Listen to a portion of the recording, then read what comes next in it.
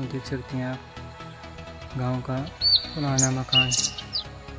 ये जो है हमारे जो दादा परदादा लोग थे उस टाइम से बने हुए रहते थे।